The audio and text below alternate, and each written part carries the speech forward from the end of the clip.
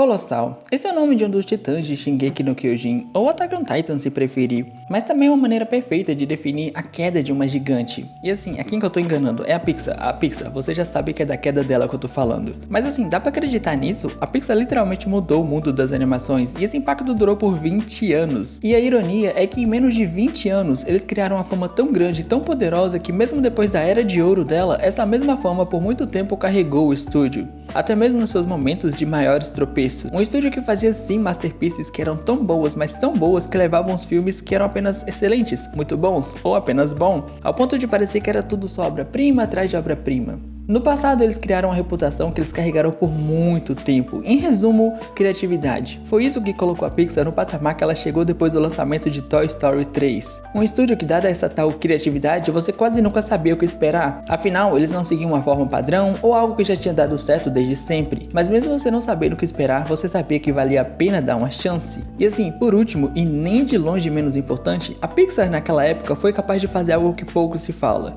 Na época, a Disney reinava como o rei das animações, mas a Pixar conseguiu fazer algo impensável, talvez, já que naquele momento, pela primeira vez, o rei sentiu medo. Tá legal, mas pra falar de uma queda, a gente tem que começar do começo, não é mesmo? E como esse papo vai ser longo, senta aí e pega alguma coisa pra comer, mas caso você não tenha nada preparado pra fazer um lanche, é nesse momento que a Eugenia's Bar vai resolver o problema pra você. Afinal, se você tiver a fim de um pastel, ele tem de vários sabores.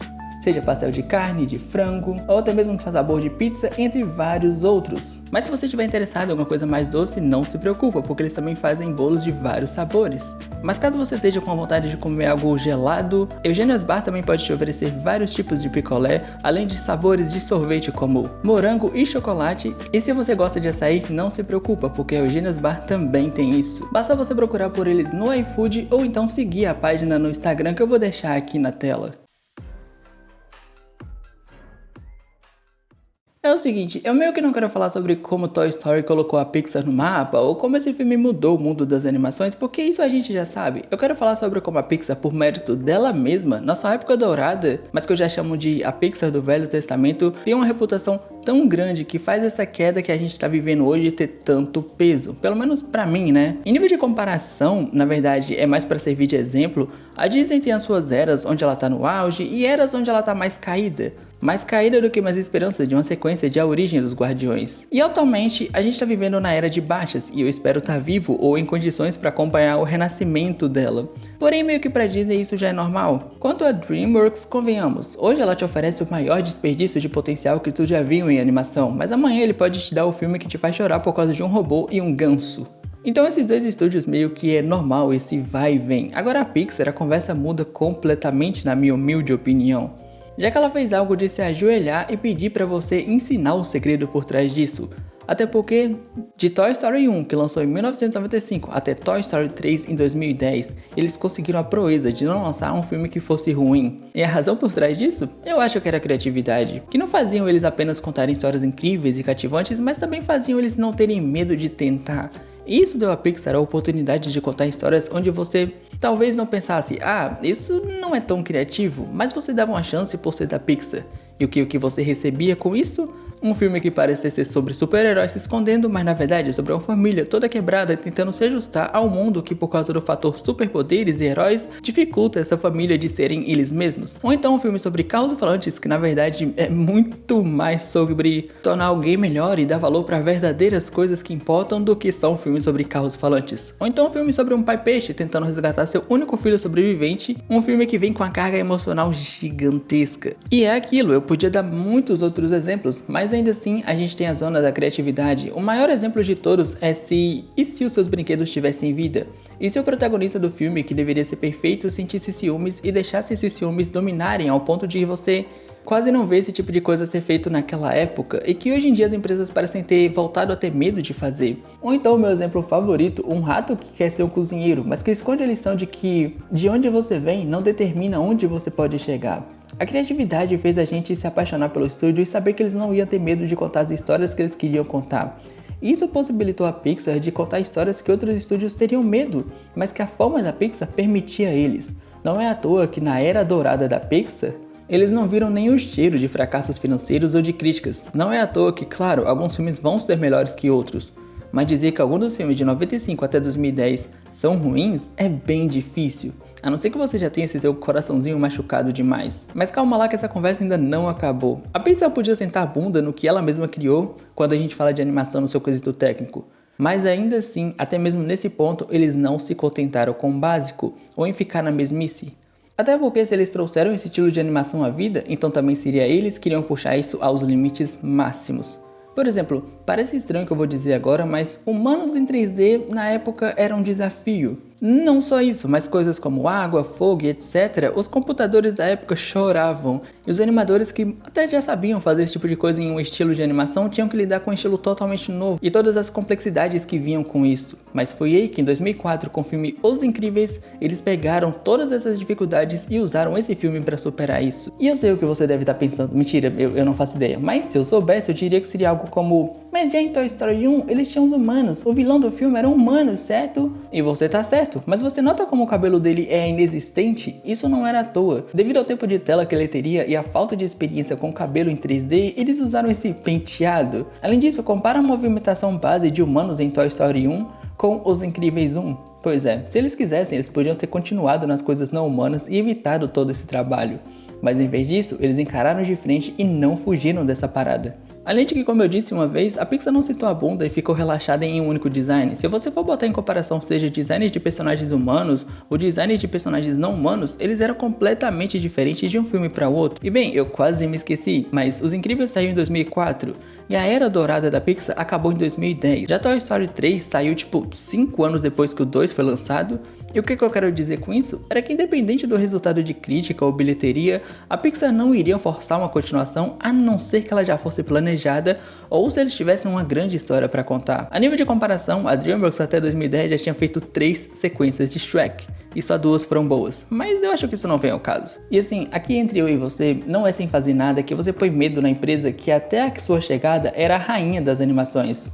E as razões de como eles fizeram isso? Bom, eu acabei de falar até agora. E também tem as que eu não falei, e as que eu só resumi. E por causa de tudo isso, a Disney pensou: é melhor eu comprar a Pixar antes que isso se torne impossível. E a partir dessa compra só tinha 2 caminhos para onde a Pixar seria levada. Ou ela continuaria sendo extremamente igual ao que já era e fez ela ter sucesso, onde qualquer sucesso de crítica e lucro de bilheteria agora era vantagem para a Disney, já que a Pixar agora seria dela. Ou a resposta que você já sabe, a Disney lentamente iria destruindo tudo o que tornou a Pixar a gigante que ela um dia já foi, devorando a criatividade deles, devorando o nome da Pixar, afinal hoje em dia não é mais Disney e a Pixar, ou a Pixar e a Disney, ou somente Pixar, mas sim Disney Pixar. A cada dia que passa essa empresa é apenas uma extensão da Disney ao invés de uma coisa separada. Mas não fica surpreso, afinal esse vídeo é sobre a queda da empresa e não a ascensão dela. E tudo que eu falei até agora foi só o resumo da primeira parte dessa conversa. Tem muito mais ainda. Ok, eu sei que é muito legal o fato de que a tarde é maior por dentro do que por fora, mas você precisa sair, porque a gente voltou para 2011, onde finalmente a gente vai ver os efeitos que a comprinha básica que a Disney fez em cima da Pixar rendeu. Lembra que eu acabei de falar sobre continuações que só existiriam se a Pixar tivesse vontade? Pois é, né? A coisa não é mais tão bonitinha assim. Já que em 2011 a gente teve o lançamento de Carros 2, um filme que eu sempre vou bater o martelo de que era só mais um curta que a Pixar faria pro universo de carros. E sim, Carros tem tipo muitos curtas. Mas enfim, essa ideia seria só mais um curtazinho animado, porém, entretanto, todavia, a Disney viu isso e falou: opa, potencial pessoal, potencial. E eu não me refiro à bilheteria, mas sim à quantidade bizarra de brinquedos que eles poderiam vender com esse filme. Porque parece meio engraçado, mas às vezes a bilheteria de um filme não é o que realmente conta para os estúdios, principalmente quando o caso é uma animação. A verdadeira galinha dos ovos de ouro são os produtos variados que eles podem vender em cima disso. Por que tu acha que Bob Esponja continua vivo até hoje, mesmo já tendo perdido a sua alma? Basta você olhar o que a Nickelodeon já teve de dinheiro farmado em cima dessa obra, que você vai entender muito fácil, e acredite em mim, a quantidade não é brincadeira. Mas enfim, Carros 2 saiu e bem, por muitos e muitos anos, esse foi considerado o pior filme da Pixar. Até o momento que Lightyear viu a luz do dia, mas a gente já vai chegar nisso daqui a pouco. No ano seguinte, em 2012, uma coisa extremamente interessante aconteceu. E ok, isso aqui é só uma teoria minha, pode ser só eu fumando banana, mas vê se não faz sentido. Coloca na mesa Valente e Detona Ralph, e vamos julgar eles da maneira que os dois filmes foram lançados, não como eles supostamente seriam nem nada do tipo. apenas como eles saíram. E depois disso, me fala se Detona Ralph não tem muito cara da Pixar. Ouso dizer que é meio que um reaproveitamento de Toy Story, só que com a roupagem nova e com o tipo de mensagem que a Pixar lançaria. Afinal, tinha se passado só 2 anos desde a morte do herói Himmel. Não, tô brincando, peço perdão aqui. Mas também se passaram apenas 2 anos desde que a Pixar fechou a era de ouro dela. Mas olha, essa ideia de um personagem que tá dentro de um jogo onde ele é visto como um vilão, mas na real ele não é assim, ele não se vê assim, na real ele tá só seguindo um papel que foi imposto nele, o que leva a todo esse dilema interno de uma aventura sobre tudo isso. E assim, só pra refrescar sua memória, eu tô falando de um filme da Disney, tá? Agora, um filme de uma princesa entra em uma aventura em que o personagem desse mesmo universo é transformado em um animal e todo o filme gira em torno dessa princesa e esse outro personagem que se torna um animal precisar embarcar em uma jornada pra voltar ao normal. Inclusive, essa jornada é onde eles precisam, além do básico, né, pra voltar à forma humana, também precisam aprender a se dar bem. Me fala se não soa como um filme da Disney. Até porque ela já teve, tipo, 2 filmes nessa pegada, ou até mais, se eu não tô enganado. E assim, eu tenho a teoria de que a Pixar chegou com o roteiro de Detona Ralph já pronto, todo escritinho, bonitinho. A Disney só precisava aprovar e dar o suporte pra eles, já que eu imagino a seguinte situação. O pessoal da Pixar chega pro pessoal da Disney e fala: então, a gente quer fazer esse filme, mas vai precisar de outros personagens de outro universo. Você consegue fazer essa aí pra gente e trazer esses personagens pra gente? E foi nesse momento que alguém lá da Disney olhou e falou: pois é, né, essa ideia aqui é boa, né? Além disso, a gente tem que ter aquele filme Valente que tá todo problemático. Faz o seguinte, vocês não vão ter condição financeira de financiar essa ideia aqui mesmo. Toma esse filme que tá meio complicado, faz o que der aí, tanto faz. E a gente fica com a ideia desse Detona Ralph. E foi aí que a Pixar fez Valente, um filme que assim, nos seus primeiros 15 minutos, até que, apesar da questão da princesa e tudo mais, ainda assim exala muito uma vibe da Pixar, coisas que ela faria antigamente. Eu digo a questão da princesa porque até esse momento o estúdio não tinha nenhuma princesa no universo dela. Fora o fator de que a Disney considera a Mérida dentro da linha de princesa da Disney. Enfim, os primeiros 15 minutos são excelentes e realmente prometiam algo bom, só que depois disso, vira só aquele genérico filme onde o personagem se torna um animal e eu preciso embarcar em uma aventura para poder voltar a ser humano de novo. Só para deixar claro, não existe problema nenhum em algo ser genérico ou ser clichê, o problema é ser mal feito. E aí tem essa questão de melhorar a relação dos personagens específicos ou criar uma relação, só que nesse caso aqui era a Mérida e a mãe dela, então é melhorar a relação das duas. E no final das contas esse filme desperdiça uma enorme bacia de potencial. Então até agora a gente teve uma continuação que a Pixar claramente não queria fazer, mas fez. E aí depois saiu o que eu acabei de falar. Já que por mais que não tenha confirmação de que a minha teoria é real e tudo mais, convenhamos, o produto final de Valente não é digno de elogios, pelo menos não depois dos primeiros 15 minutos. Mas beleza, o que vem depois disso? Afinal, a gente tá falando dos 5 primeiros anos da Pixar desde que ela ficou debaixo das asas da Disney pra valer. E já se passaram 2 anos e eles lançaram coisas complicadas. Foi então que em 2013 a Pixar lançou um filme genérico de colégio, onde tudo o que acontece é basicamente a mesma coisa daqueles filmes genéricos de colégio, só que com a roupagem de Monstros S.A. Sim, eles basicamente fizeram um filme de colégio com todos os clichês possíveis, só que colocaram o universo de Monstros S.A. como um extra, além de outro extra que é o passado do Sunny e do Mike Wazowski, pra gente saber como eles se tornaram amigos e não sei o que. E eu não vou mentir pra você, esse filme é só isso que eu falei, um filme de colégio com a roupagem de Monstros S.A. Com exceção de que no final, eu gosto muito da coragem que eles tiveram lá no final. Eu gosto que o Sully e o Mike começaram de baixo e foram evoluindo até aquilo que a gente já conhece lá no filme Monstros S.A. Mas então beleza, 3 anos se passaram e finalmente a Disney teve algum acerto. Porque apesar de eu ter falado meio mal desse filme, ele não é ruim, sabe? Ele só é esquecível. Ele não é essas coisas tudo que o pessoal fala que ele é, na minha humilde opinião.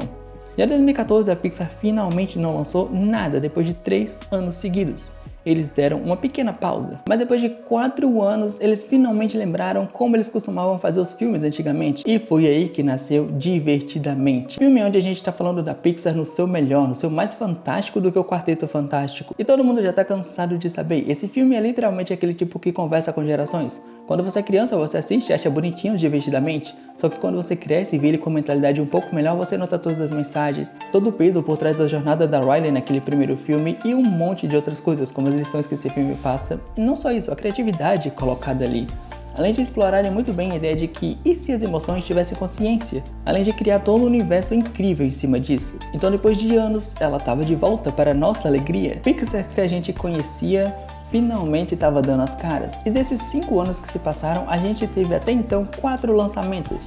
Dentro deles um que foi genuinamente bom, além de lembrar para quem estava acompanhando a Pixar do que eles podiam fazer, Mas também não foi o único filme que a Pixar lançava naquele ano. Talvez você não saiba disso, mas antigamente era bem raro a Pixar lançar 2 filmes no mesmo ano. Só que infelizmente com o tempo isso foi virando comum, mas eu já chego nesse ponto depois. Já que no mesmo ano eles lançaram um outro filme que tinha uma ideia bem legal e que era a cara do estúdio. Em resumo, e se o meteoro que destruiu os dinossauros não tivesse passado pela Terra, no caso, né, na Terra? E eu nem preciso dizer como isso genuinamente exalava a cara da Pixar.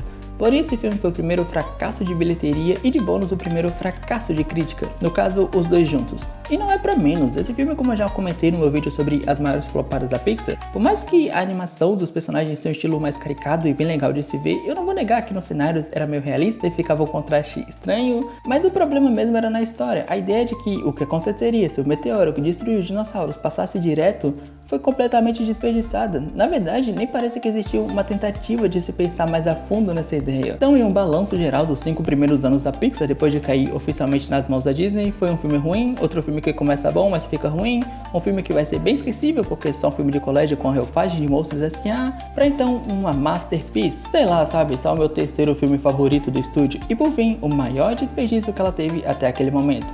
As coisas não estavam boas para esse estúdio nos primeiros 5 anos depois da sua gloriosa era. Mas se você acha que as coisas vão melhorar a partir daqui, bom, eu sinto muito em te dizer isso, mas o futuro não é show. Mas beleza, agora a gente tá em 2016 e as coisas não vão melhorar. Pra ser justo, eu adoro Procurando Dory, tá? Esse é um filme genuinamente que não machuca ninguém, não ofende ninguém, é só basicamente uma versão de Procurando Nemo, só que com a Dory. Entretanto, a ironia é que esse filme é esquecido. E eu digo ironia porque a protagonista tem problema de memória. E é como eu disse, no geral, é o primeiro filme, só que com a Dory. E eu não posso esquecer também que é bem menos memorável, pra falar a verdade. Eu diria, e menos impactante também. Só que também era um pequeno spoiler pra gente de que a Pixar iria começar a mexer em obras que não tinham muitas aberturas para continuações, spin-offs ou seja lá o que for. Mas calma lá, ligeirinho, sobre isso a gente vai falar depois. Porque em 2017 a Pixar fez de novo, eles lançaram 2 filmes no mesmo ano. Todavia, esse daqui eu não vou comentar na ordem de lançamento não, tá? Eu vou comentar pela ordem que eu quero mesmo. Ou seja, vamos falar do último resquício, tá? Isso aqui foi exagerado. Mas enfim, Viva, A Vida é uma Festa foi o último filme que realmente lembrava a Pixar de antigamente, desde Divertidamente. Ou seja, fazia uns 3 anos, na verdade 2, na verdade era 2. Dá um desconto, se até o Walt disse assim, Epic The Musical errou nas contas, quem sou eu pra não errar também? Mas voltando a Viva, A Vida é uma Festa, esse filme é simplesmente fantástico, não tenho o que negar. Esse aqui eu chorei assistindo e não tá escrito quanto. Porém, essa foi a última vez em que eu chorei rios assistindo um filme da Pixar. É claro, eu chorei com Soul, mas não foi tanto igual eu chorei com Viva, A Vida é uma Festa. Mas beleza, ainda em 2017 a gente teve Carros 3, o pior filme dessa saga pra mim. E eu sei que você deve estar pensando, mas como assim? O 2 não seria o pior? E olha, seria. Só que o 2 ele não se leva a sério na maior parte, enquanto o terceiro filme se leva a sério inteiramente durante todo o filme. E qual o problema disso? Considerando que o primeiro filme de Carros também se leva a sério, mais ou menos, por onde eu começo? Na verdade é simples. A proposta desse filme, do terceiro, é tenebrosa. Brincadeira, a execução que é tenebrosa. A ideia do McQueen sofrer um acidente que traumatizaria ele foi jogada fora, isso quase não tem peso. Fora que ele estaria ficando ultrapassado, e aí entraria na época de aposentadoria, assumindo o manto de um treinador e tudo mais. Ideia que com 10 bilhões por cento de certeza são chamativas e interessantes. Se não fosse o fato de que a gente foi simplesmente introduzido a tudo isso, mas eles nunca desenvolvem. Não teve pelo menos um filme antes de tudo isso, contando como o McQueen estava no auge da sua carreira, vencendo tudo e mostrando toda a sua gloriosa evolução, pra aí chegar no terceiro e fazer sentido esse plot de aposentadoria. É um filme extremamente apressado que revelou uma tristeza dentro do universo da Pixar, onde eles não estavam mais nem aí para as continuações, ou melhor dizendo, como elas eram feitas, já que a Disney ia forçar eles a fazer de qualquer maneira. Mas beleza, vamos passar para a próxima continuação, e a partir daqui a gente vai ter uma sequência gigantesca de continuações, já que 14 anos depois do primeiro filme, Os Incríveis 2 finalmente aconteceria. E assim, por mais que a gente tenha tido uma evolução no quesito qualidade de animação, já que eles eram fiéis aos designs antigos, só realmente fizeram um upgrade, deixando tudo melhor, fora todo o resto. Os personagens secundários, que no caso são dos personagens da família Pera, que antes tinham todo um espaço separado para ser desenvolvido durante o filme, e aí naquele momento final eles brilharem, não sei o que. Na sequência eles só são jogados de escanteio, a vilã desse filme é xoxa, capenga, triste. E a Mulher Elástica, que poderia ser extremamente bem aproveitada nessa continuação. Eu sei que você tá pensando besteira, mas eu falo realmente do potencial da personagem. Bom, o potencial que eles poderiam mostrar, não mostraram nada. Eu poderia ficar falando por horas e horas, mas no ano seguinte a gente teve Toy Story 4. É aquilo, né? Destruiu o final perfeito de uma trilogia que fechava uma saga inteira de maneira impecável. Todo mundo já tá cansado de saber disso. E assim, eu nem tô fazendo tanta graça porque não tem muita graça o que se falar. Todo mundo já falou mal de Toy Story e tudo mais. E assim, eu já tava até esquecendo, né? O Garfield foi um personagem feito pra vender boneco da forma mais fácil possível. E eu acho que eles não conseguiram muito lucro com esse personagem não. Mas depois disso a gente chegou no final de quase 10 anos da Pixar dentro das mãos da Disney. E o que a gente teve na conta final? 10 filmes, ou quase isso. Se eu não fizer a conta errada, foi quase isso. E só 2 fizeram jus ao que a Pixar era no seu auge. Além de, claro, continuação, atrás de continuação, atrás de continuação, que era simplesmente por causa do dinheiro, já que a Disney estava forçando eles a fazer isso. Afinal, a Disney é basicamente a personificação daquele meme, eu gosto de dinheiro. E assim, julgue o seu siriguejo quanto tu quiser, mas pelo menos ele manteve a fórmula de hambúrguer do Siri boa, enquanto a Disney não quis deixar a Pixar manter a fórmula boa dos filmes dela. Mas o que você espera de uma empresa que não quis manter nem a própria fórmula que já estava funcionando há tipo quase uma década? Ou melhor dizendo, uma década não, há quase um século. Mas enfim, meus amigos, essa era que eu gosto de chamar de o Novo Testamento da Pixar era basicamente um vislumbre do que seria o futuro dela a partir de ali. Tanto no que a gente já estava vendo, quanto no que ela ia admitir depois sem dó nenhuma e sem peso na consciência. Mas então, finalmente chegamos a 2020, um ano complicado, afinal você já tá cansado de saber o que aconteceu ali. Nessa época a Pixar lançava Dois Irmãos e uma jornada não tão fantástica quanto o título aqui no Brasil diz. Esse filme ele sofreu com os efeitos e o que aconteceu em 2020, isso é inegável, só que quando você pega pra ver ele, talvez ele não te atinja tanto. Só se você se identificar com os temas que ele passa. E vai parecer um pouco maldade eu dizer isso, mas pra falar a verdade com você, já faz um tempo que eu comecei a perceber que um filme focar em um público específico, ou um tema específico, não vai limitar esse filme de ser bom ou de você gostar dele. É claro, ele vai ressoar muito mais com as pessoas com quem ele quer ressoar, seja de propósito ou não, mas isso não impede ele de ser bom para as pessoas que não são esse público-alvo específico ou que se identificam com esse tema específico. Existem sim exceções ao que eu tô falando, mas é aquilo, exceções. Tanto que eu posso usar 2 exemplos recentes, inclusive. Um é K-Pop Demon Hunters, que tem um monte de temática que é muito nichada e ainda assim agradou muita gente.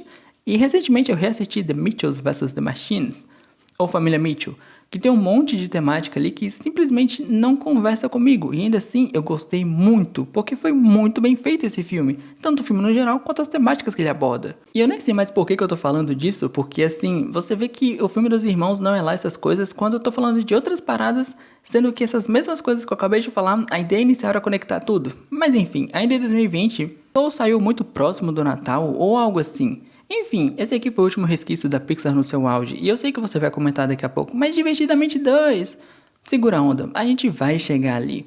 Como eu ia dizendo, esse foi o último negócio memorável da Pixar, já que se não fosse o meu canal ou toda essa coisa que eu tenho com animações, provavelmente eu só lembraria de 3 filmes da Pixar de 2011 pra frente. Agora, Luca não é um filme ruim, ele também não ofende ninguém, ele não machuca ninguém, ele não é nada demais. Só que foi aqui que começaram a tradição da Pixar de dispensar bons temas. Em vez de focarem nos temas legais, eles só ficavam nos que eram menos interessantes. Só que Luca no geral não é grande coisa, só é bonitinho de ver, mas não é grande coisa.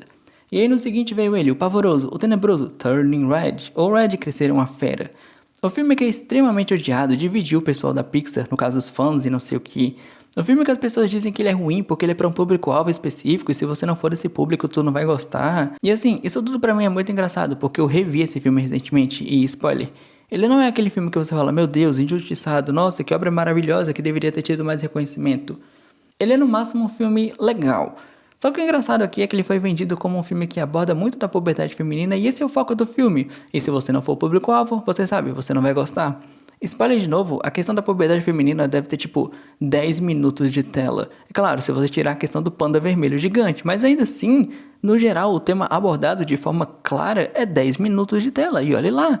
E é claro, dentro disso tem a melhor piada do filme, que eu admito que para entender, ou você é uma mulher, ou você cresceu ao lado de mulheres, ou teve muitas amizades femininas. Mas de resto, é bem mais focado no que a própria diretora falou sobre a infância dela, a adolescência que ela passou naquela época e tudo mais. Entre outros temas que o filme não desenvolve muito bem.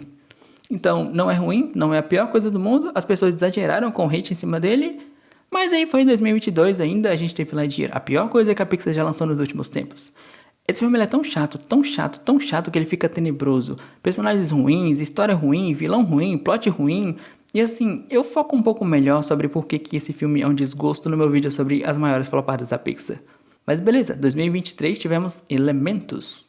Olha, eu vi esse filme uma única vez, então tudo que eu tô lembrado é que ele é visualmente diferente do traço que a Pixar estava adotando, mas que ele também é um desperdício de vários temas extremamente interessantes e que a Pixar no seu passado abordaria muito bem. Mas enfim, eles podiam basicamente fazer proveito de, como eu disse, vários temas extremamente interessantes. E no final eles escolheram um romance e fizeram de forma xoxa, triste e capenga. É bem qualquer coisinha. Principalmente numa época onde romance está em falta, principalmente em animações. Em 2024 eles lançaram aquilo que todo mundo tava com medo do que podia acontecer, ou seja, Divertidamente 2. E na minha opinião, essa sequência é boa, não chega aos pés do primeiro, mas não deixa de ser genuinamente boa. Porém é esquisito pensar como esse filme é esquecido atualmente. A gente tá em 2025 e ele saiu em 2024. Pelas minhas contas, mal faz um ano que foi lançado e a gente já esqueceu da existência dele. E bom, o ano de 2025 a gente tem em torno da Pixar somente Hélio, que eu ainda não assisti porque não saiu no streaming ainda. E apesar do pessoal falar que não é ruim, eles também falam que não é lá essas coisas. E assim, você sabe que isso fala bastante sobre o atual cenário bem transparente das animações da Pixar. E considerando que esse é o último filme que eles vão lançar esse ano, ou melhor dizendo, o único, agora em 2025, meio que isso conclui basicamente os 15 anos mais recentes de vida do estúdio. Caramba, a Pixar já tem 30 anos praticamente, mais velha que muita gente que assiste meus vídeos. Mas assim, já deu pra você entender como o negócio caiu de forma colossal. Eles agora só ficam fazendo spin-offs por fazer mesmo, mas também porque, né, dinheiro de franquia famosa é fácil de se tirar. E às vezes eles acertam, e às vezes eles erram, e por aí vai. Mas também tem a questão das continuações, que antigamente eles faziam porque queriam, porque tinha uma história pra ser contada, só que agora é por causa do dinheiro e porque a Disney fica obrigando a fazer. E com exceção de Divertidamente 2, que é independente de qualquer coisa de não ser memorável e tal, ele é assim um bom filme. O restante já é de qualidade bem duvidosa, e obviamente eu tô contando essas continuações depois da era dourada da Pixar. Afinal de contas, Toy Story 2 na minha opinião é o meu favorito e Toy Story 3 dispensa apresentações. Mas o restante das continuações é caso complicado, como eu já falei. E quanto àquilo que eu comentei lá no começo, quanto à questão de como a Pixar era criativa, e quando eles não queriam ser tão criativos, eles só queriam fazer histórias emocionantes, e eles conseguiam fazer isso muito bem, poxa vida, já faz muito tempo que a gente não tem a Pixar na sua criatividade máxima, usada ao 100% e bem aproveitado. Já faz muito tempo que eles não fazem filme emocional de verdade. Como eu disse, Soul foi o último resquício disso. E ainda assim eu não chorei horrores, mas eu derramei bastantes lágrimas com aquele filme. E na minha opinião, o pior de tudo, na real, só mais um agravante pra ser honesto, é que eles esqueceram que antigamente eles não se acomodavam no quesito design de personagens e tudo mais. As animações dela de antigamente, cada uma tinha uma cara diferente. Agora elas são basicamente todas iguais na sua grande maioria. Mas enfim, depois de falar sobre os 15 anos incríveis da Pixar e depois sobre os 15 anos nem de longe tão incríveis assim, eu já posso falar como essa queda foi decretada de vez, não pela minha própria opinião, mas pela opinião da maioria das pessoas que acompanham o estúdio. Apesar de que sim, ainda tem gente que defende essa empresa, ou melhor dizendo, o estado que ela tá. Só que na época que Divertidamente 2 estava pra sair, a Pixar falou que eles iam focar em continuações, spin-offs e filmes que atendessem a massa. Em outras palavras, filmes no estilo da Illumination. E eu acho que a gente não precisa de outro estúdio com os moldes da Illumination, afinal de contas, a gente já tem a própria Illumination em si. O ponto é que essa fala meio que se concretizou, porque como eu disse, Divertidamente 2 saiu, e não só foi um sucesso na época, como também é a segunda maior bilheteria de animação de todos os tempos, até o momento. Então os caras basicamente não tem motivos pra não continuar fazendo continuações. Quanto aos spin-offs aí já é outro caso, porque né? Porém tem os casos das continuações, que eu acho bem mais doloroso, já que se você for olhar como um todo, são pouquíssimas as animações que realmente podem render novas continuações.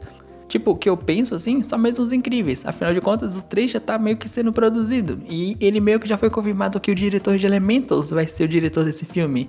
E a coisa não tá legal. Também teve a confirmação de Viva, A Vida é uma Festa 2. E assim, que abertura esse filme tem pra uma continuação, pelo amor de Deus. Mas eu acho que é isso. Se tem uma coisa que até o momento tá colossal em nível de qualidade e não tem queda, por enquanto é Frieren. Assista Frieren. Bye!